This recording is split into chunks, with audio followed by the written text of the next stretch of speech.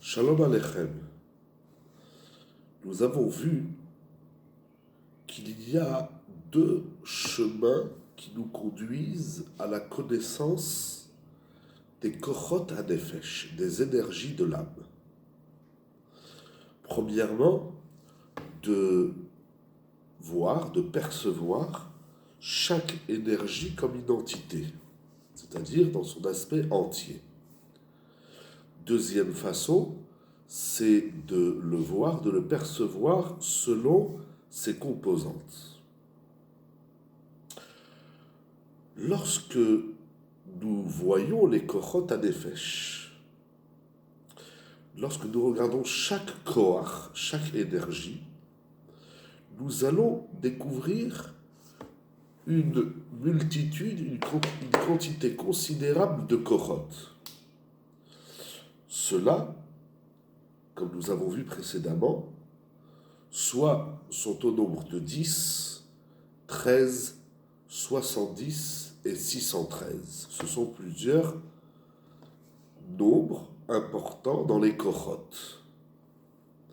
Il nous faudra connaître chaque koach séparément, quelles sont ses facultés et quelles sont ses vertus. Par contre, si nous voulons apprendre à connaître les composantes des kochot, c'est-à-dire de quoi chaque koach, chaque énergie est composée, nous allons découvrir qu'il y a 4 composants. Et là, on ne se préoccupe pas, avec une multitude considérable de kochot, mais nous abordons le sujet en étudiant les 4 éléments de base que nous avons appris jusqu'ici, qui se traduisent de multiples façons.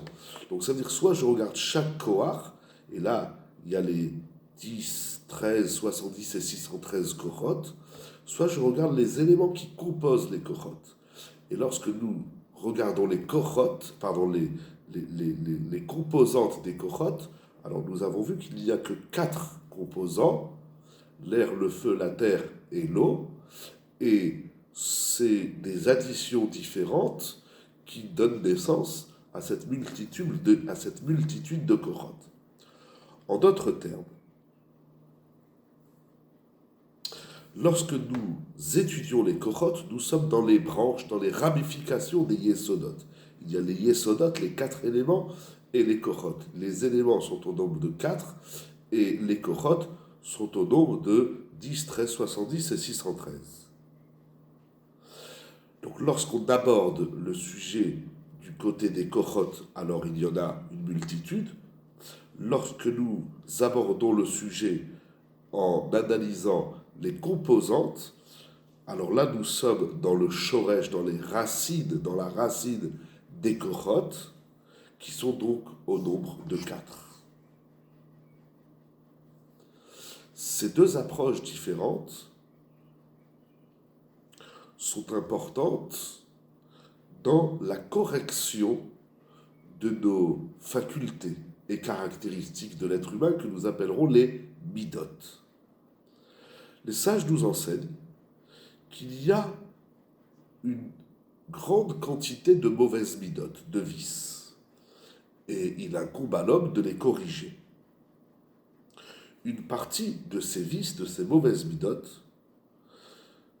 les a cités Rabbi Chaim Vital dans son livre Sha'arei Kedusha, notamment la paresse, la mélancolie, la recherche des désirs, la convoitise, la jalousie, les paroles futiles, l'orgueil et la colère.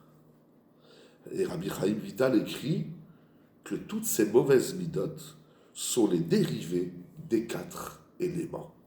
Les 4 éléments, les Arba Yesodot, donnent naissance à des kochot et à des midot raot et à des mauvaises midot.